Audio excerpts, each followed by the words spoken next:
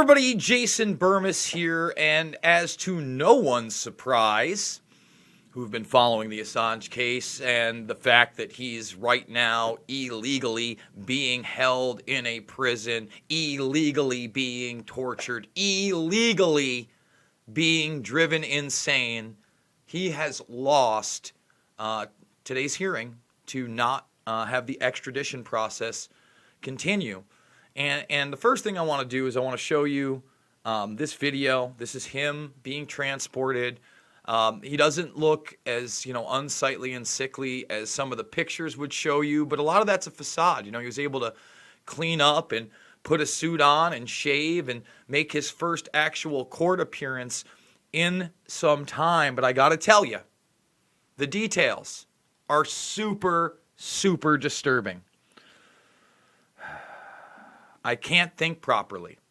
Assange fights back tears and struggles to say his own name as he appears in court over the U.S. extradition.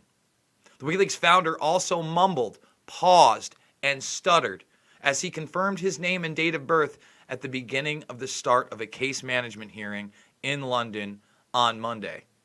The American government is seeking to extradite the 48-year-old to prosecute him over the leak of hundreds of thousands of classified documents. And remember, they've changed the game. That 14-part indictment is totally Johnny nonsense. They're trying to make him into a cyber terrorist with warmongers like, Meghan McCain and Whoopi Goldberg. Different sides of the fence. He hurt people, according to those monsters. They are monsters. They want to take away your free speech. They don't want you to know about government corruption. They want to play partisan politics. John Pilger, the journalist and documentary filmmaker, and former mayor of London, Ken Livingstone, were among supporters seated in a packed public gathering as others protested outside of court. Mr. Assange's barrister, Mark Summers, described the extradition bid as a political attempt by Donald Trump's administration to signal to journalists the consequences of publishing information. It is legally unprecedented. Illegally, it is. It's completely legally unprecedented, 100%.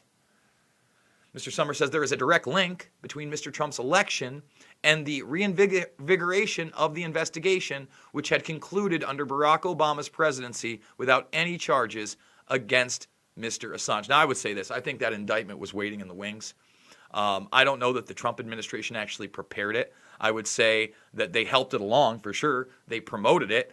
And Trump himself, when asked about it, was a complete coward. And it's something that, I know the MAGA folks don't like to hear, but it's the truth. Okay? Some of the intrusions, other than being spied on all the time, cameras in his bathrooms, were the unlawful copying of their telephones and computers, hooded men breaking into offices.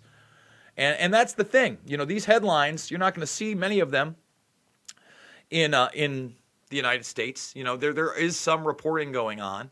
But I'd like to point out that he also claimed there was a kidnapping plot against Julian Assange.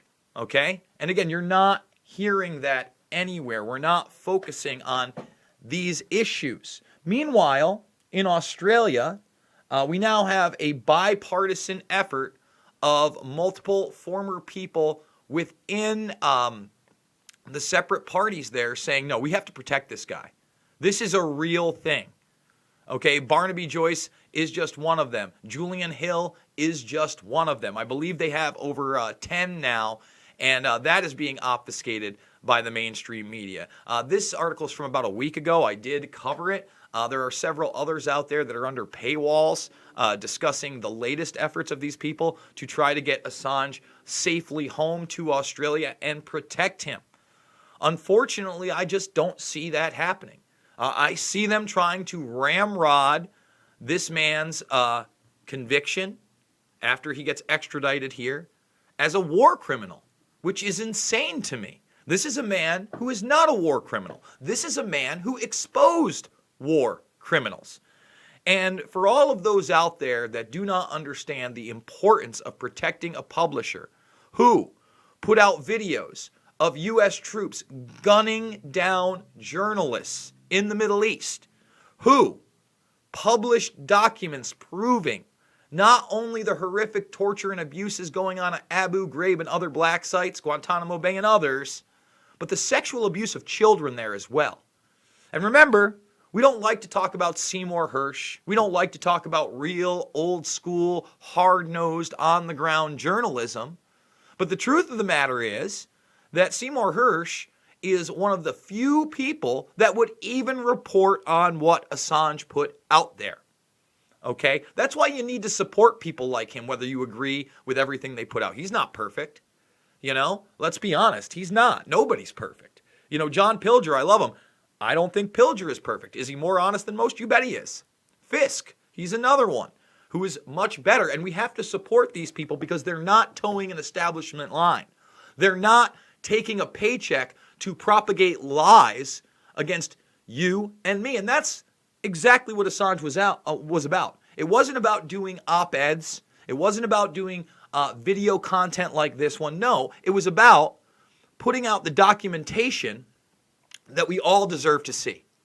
And when you think about it, okay, when you think about these facts, then you start to realize that there is a war on information. There is a war on free speech. There is a war on publishing the truth, not only in this country, but throughout the world. And if we allow this to happen, if we don't kick and scream and say, no, no, no, no, if we don't protest, it's over. It's over, man. We are already so far down the ladder. You know, us citizens here, what do we deserve to know? Not much, apparently. You know, they want to promote this Ukrainian whistleblower. He isn't a whistleblower. It's a joke. It's a bad joke. People like John Kiriakou, that's a real whistleblower. You know how you know? He did prison time, okay? He exposed the CIA, tortures people, and that's part of the program.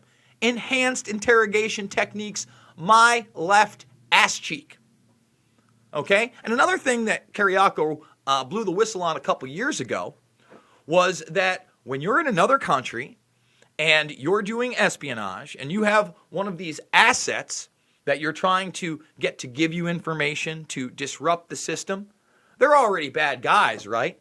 So when that person says to you, hey, I need you to procure me a prostitute, you do it. You do it. You don't think twice, but wait, there's more.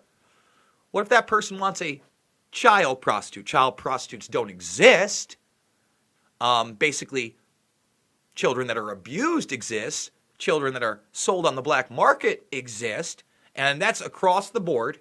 All right, we've done stories on pleasure marriages in the Middle East. And remember, a lot of this stuff goes on in the Middle East. Kiriakou himself was stationed in Pakistan after 9/11. You get that. That's what your supervisor, that's what your superior is going to tell you. You get that person, that child. How would you live with yourself? What, that's for the greater good? That's for freedom? That's because the tourists hate our freedoms, and we need to provide children for sex for some of the assets that'll help us get those freedoms back and fight the tourists. You've lost yourself. You've lost any semblance of a soul that you may have had. You've lost your humanity. And when you defend those kind of actions, your humanity is also slipping away. When you refuse to get out there and defend a guy like Assange, when you refuse to look at the real issues, when you refuse to scream from the mountaintops what's going on is completely immoral and illegal, and people should be asking the Trump administration about this. First of all, that's how you know the press is a joke. How many people in the press corps are asking about Assange? Not many. Haven't heard a peep since Trump said, I don't know much about it. If there was any honesty, there would be follow-up questions. There would be questions about this latest court hearing. There would be questions why he's in jail in the first place, as he's already served his time. But no, those are off limits from our bought and paid for media, military, industrial complex press. That being said, guys, I'm doing it 3 to 7 times a day, 3 to 7 videos a day. A little under the weather yesterday, so I only did an hour-long AMA. You can go check that out. I had a fun time doing it. But this week is going to be a big, big week. We got Peter Dale Scott coming up on the 24th, only 3 days away, to talk about his book, Jakarta and Poetry. But remember, he's the person that coined the term deep state, deep politics, and also really looks into the parapolitics of situations. I love Peter Dale Scott. I featured him in my documentary film, Invisible Empire, A New World Order Defined. Tomorrow night, I'm going to be having the Jackman brothers, Eric and Mike, on.